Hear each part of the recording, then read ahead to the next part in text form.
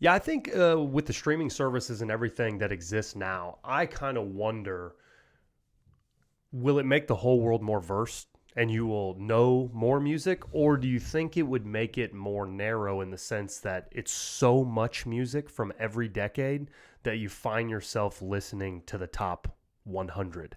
Do you know what I mean by that? Yeah, like across time. Like I got really into 80s and 90s, or I mean 90s too, but I love 80s and 70s, 60s, 70s, 80s rock. Mm-hmm. But if you were to, hang out with someone that came from that era and they name a lot of music that's not exactly the mainstream, and if I'm going to do an 80s deal and not be pop culture right now, I mean, quite frankly, my catalog might be probably more than a lot of people, but it's probably the top tier of the hippest, funnest songs. Do you think that's what will end up occurring, is people will just listen to the top 100, or do you think people will really dive into like albums and go all out on different people's music?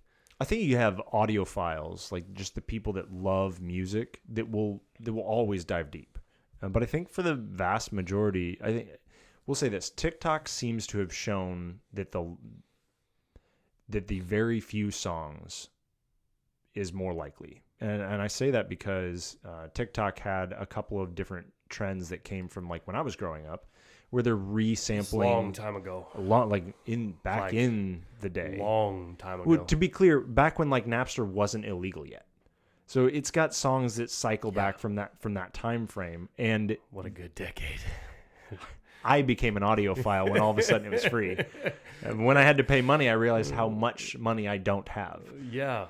I don't know. I pay for the streaming services, but I really like music. And I know a lot of people don't, they just listen to the radio. It's not that big of a thing. But I have so many playlists and so many things that you just mix and match the music and the categories. But Napster was a great deal. And you know why? One of the things that they should add to these streaming services is, back in the day when you met somebody and you're like, oh, you too are into music? Let me bring over my hard drive and download all of your stuff. They do have that. I think you just don't have any friends. Because you can just share your playlist. And I know, but like I always enjoyed, like, you really got to see what someone enjoyed, what music they downloaded, and did it correlate with anything you had, or it's just kind of a weird concept. When you scroll through and some guy's got a whole bunch of Weird Al Yankovic, and you're like, whoa, this guy.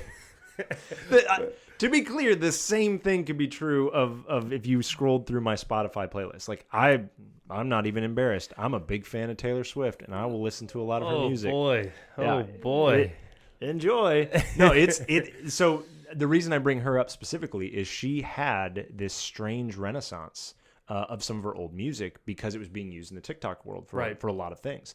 And so she's all of a sudden getting on TikTok. The Spotify then followed that trend. And like the very first and second songs that were in her catalog weren't necessarily the ones that were released this year even. They were the songs that were trending on TikTok. So while these things happen, which brings everything, like it expands your library, in all reality, it also finds a way to narrow it so tightly, because popularity is the great like carver. When you're whittling off wood of old music, popularity ends up whittling it down to what did everyone like, and then oftentimes it ends up being the thing that then perpetuates. All right, well, then what do I like from then? Right. And some of that's good. Like, some of it's absolutely right. There's a bunch of trash music that gets made every single year. And it's just because... Isn't it crazy, though, the TikTok evolution on the small music clips, when you truly listen to that song, how terrible it is?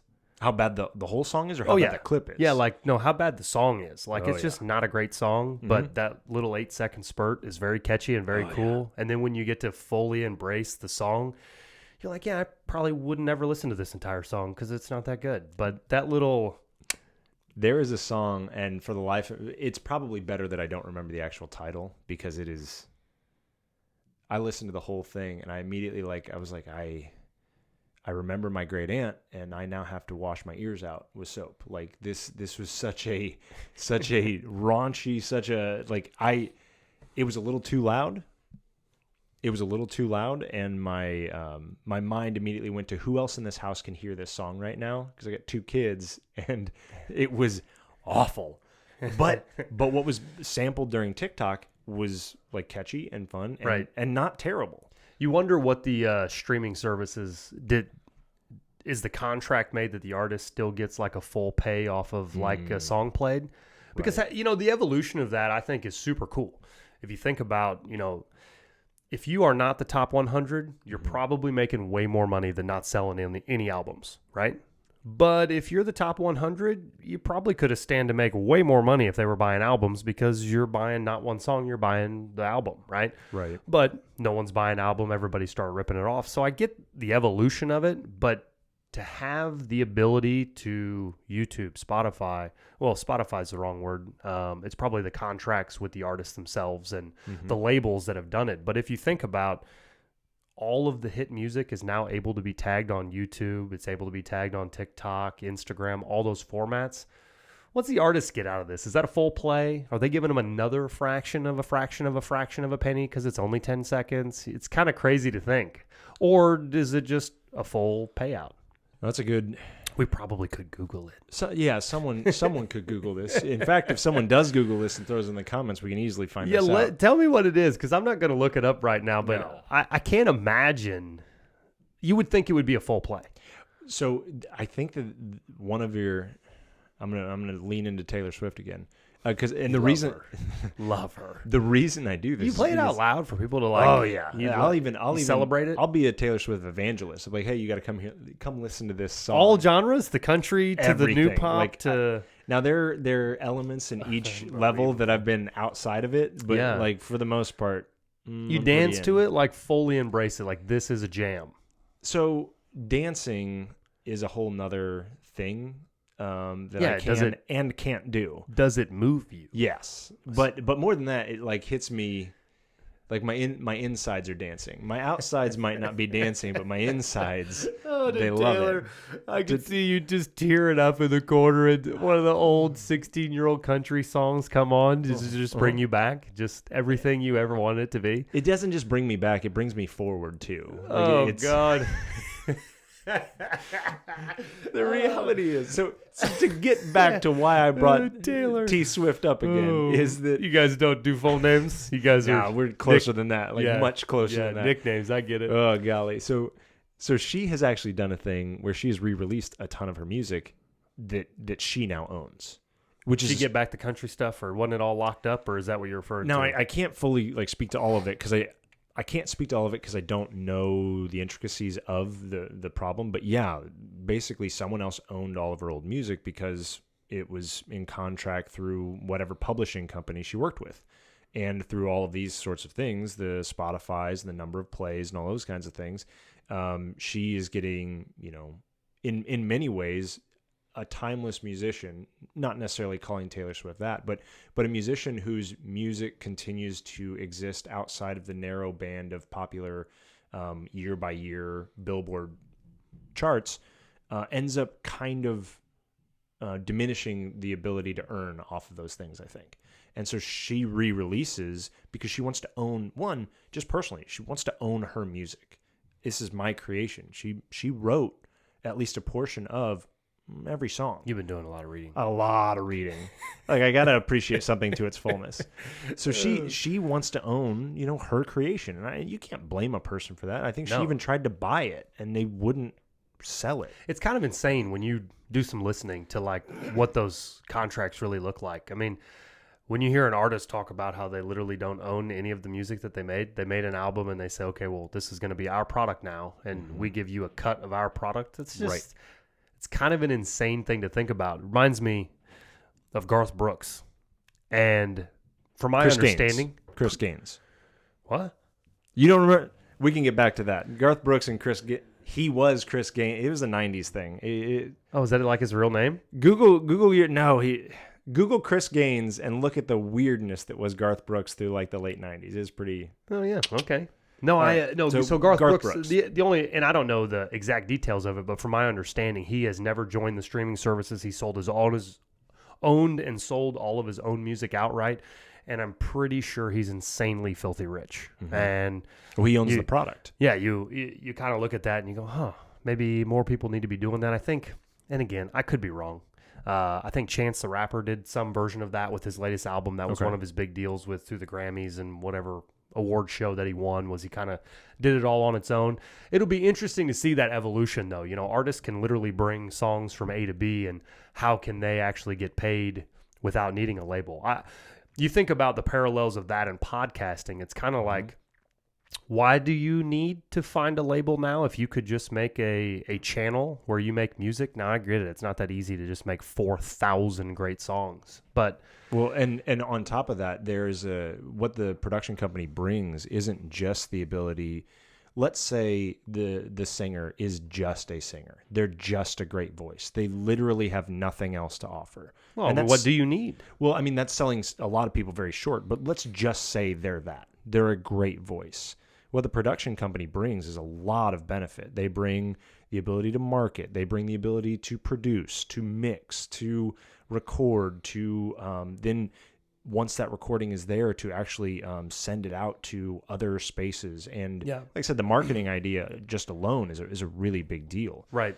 I think the idea of collaboration within the label, I'm into music, and when I've watched documentary after documentary and you get to see that labels are actually generating that collaboration, I think there's a little bit more value in that, and that's probably where they get off doing what they've done. They're like, we set this thing up. You're in our studio. We brought these people together, and now we're going to really screw you on everything, basically, because it wouldn't have happened without our ability to get you to our studio, without our ability to pay for all the things.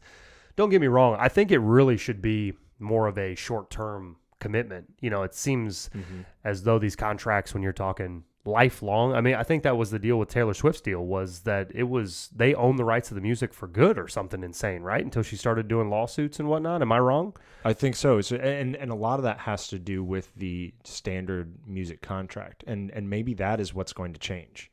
Maybe the standard music contract changes to reflect the fluidity of current things, where people just won't sign the contract that says we own this stuff. But there's a lot to be said, though, of a businessman investing a crap load of money hoping something works. I mean, I have lots of ties with businesses and product development and all that kind of side of stuff.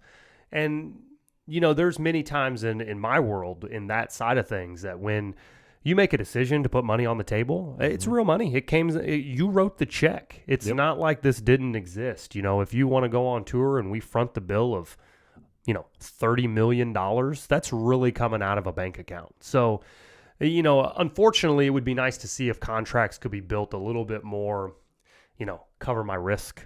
I'm going to take all of the money until my risk is seen, and then it'll be more of a fair thing. That would be nice, but, I'm not in the music industry, let alone do I know all the ins and outs of it, but it seems a little crazy when you're talking about someone making 0.001 cents off a song played. It just, that value or that system seems kind of crazy. And the thought that if TikTok now, I mean, you got to hope they're getting paid for that, I don't know. Like I said, I don't know how the whole TikTok system works, but it is a scenario where, like you said, it depends how much the person can realistically bring to the table. Like I even think of, the classical like groups that have been specifically formed. Like you think of your Backstreet Boys, your NSYNC, your One Direction. These in your top 5 too? Duh, okay. Absolutely. I was just checking. So you've got these groups that are formed specifically because they're good voices. Now, maybe one of them is a great producer too. Maybe one of them is any number of other things. But in reality, they were collected because of their voices and what personalities they bring to the table. I mean, even BTS and stuff from K-pop. These are groups that exist because of their voice. Beyond that, the entire risk, like you said, is being held by businessmen that are trying to get the best product to the market, to the audience, and their decisions are purely economical, which makes sense. But as technology increased, they turned it into a product. Next artist, next album, it's a new product. And quite frankly, I have a lot of experience with product-based stuff, and I've thought of the music industry like product. Always. Yeah. The person's a product. You sell merchandise through the person. The album's a product. You're selling the album as a product. The individual song is a product. You're selling that song, whether it be pushing it through all the radio networks, whether it be probably pushing it through the TikToks and all the stuff. I would imagine, I don't know if you should call it a tinfoil hat, but I would imagine that there is a bit of the, hey, we've got a new era of how we're going to push a song. And I wouldn't doubt that it's very much so attached to the social media side of stuff. Rather than saying, hey, radio stations, we need you to play this song, let's push it so that we can get this thing going. Now it is some format of trying to get things trending through TikToks, trying to get the new song trending through some format of that. Now, it may be organic, but, it wasn't organic to begin with. You know what I mean? It wasn't organic when they were driving it with radio stations, when they were going on tour, and they're really trying to plug that artist to sell tickets. I mean, it kind of was in that with a guiding hand. Let's say this. So music greatly changed when radio came about because you were looking for catchiness. Weird thing, this is years ago through Kansas City, the history of music kind of came through, and we go to this, I guess, exhibit. And that was one of the things they were specifically talking about. As radio came about and music became something that was consumable outside of just showing up to a concert or showing up to an event and seeing a musician play, and instead it was something where I could hear it away from that place, the hook, the quintessential hook of a song became, in many ways, the most important part. And then secondly, the length of a song went way down because your song was only as valuable as it was catchy, if that makes sense. Yeah. It makes a lot of sense. I mean, anytime, I was talking about classic rock earlier, and I think that if you were doing a bunch of drugs and you were at the concert and you were, throwing your hair around and doing your thing and enjoying the concert, you could do that end solo for 15 minutes and I would probably be all in. Yeah. But when you're not at the concert and it's 2022 and they get to that long drawn out part, I mean to tell you, I change the song every time. Let's wrap it up, Slash. Come on. Yeah, the song is over and I'll hit next. I mean, it doesn't, I don't know. I just always, I get a kick out of that, thinking about it, reflecting on that situation. But I could say, I honestly, when there's a live album, I don't even like listening to live albums. I bet if it was a little bit nostalgic and I was there and I could relate to the stories, that I would be into that. But when you're just turning on some music, driving around your car, and they've got this 7-minute exit to the song where you do it around and around and around, it's not for me. It's not for me. Let's move it on. So the shorter version of the song for radio, I completely understand what that is, and most songs that are catchy within 2 or 3 minutes, the formula is definitely, it works. It's proven. Here's the deal. If it didn't work, it wouldn't be happening. Right. Like you said, if everything's product based and somebody is investing in a product, if the product doesn't work, you change the product or you stop trying to sell it. Well, and it works. You think about too, like Eminem, Dr. Dre, Snoop Dogg. We were just talking about the Super Bowl and them being on there, but it's interesting in that music. I don't know if you remember, but most of that music was always 4 to 5.5 minutes, and it started to embrace a longer format. But I don't know that the ear would want it as much as if it wasn't a collaboration. You think of most all of the hit songs from those type of artists, they were all in collaboration. So each one of them had to do their own verse, and then whoever was the true artist that the song was going to be for, they probably would have 2 verses. Well, or the chorus. You throw 3 or 4 verses in and that kind of deal, you're up around 4 or 5 minutes, and that seemed to work just fine. So, you don't really know what the template is for sure. The shorter songs are better, but to be quiet, you could get a little longer, but I think it has to be in the collaboration sense. It has to feel different. You know what I mean? But that's kind of what I'm getting at, because with TikTok, you've actually taken what was a 3-minute song, because that kind of became your classic, the 3-minute pop song. Right. You're taking a 3-minute pop song and saying, I want an 8-second pop song. And so I'm going to do it again. So Justin Bieber. These are all your go-tos, or this just what's coming to mind right now? I'm telling just curious. You, there's a weird shelf of strange information that sits in my brain, and it is nevertheless. And all of them attached to 2,000 pop stars, huh?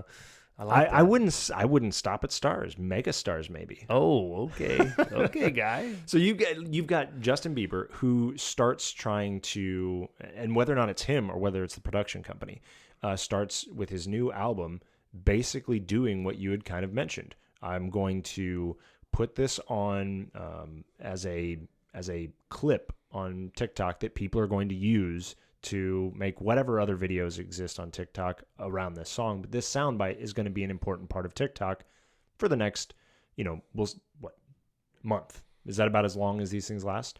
So he gets that thing in there, and it immediately now starts generating interest on Spotify or any other places where he gets paid. And so it was utilized by him, and I think quite a few others at this point, where you're using the TikTok catch trend of the 8-second clip that then feeds back into, I want to hear this whole song. Well, you think about hours in the day, right? You think about the amount of time someone has to connect with things. And, a side connection would be TV is now social media, basically. For younger generations, they don't watch TV. They're just watching social media. And that, in turn, with the music side of stuff, you only have so long in the day for people to be listening to your music. And quite frankly, in this little wave of this small movement, if you're trying to make music for younger generations, I don't know that they're going to be turning on music. Think about it. Unless they have a separate audio device, you can't listen to songs while you're on TikTok.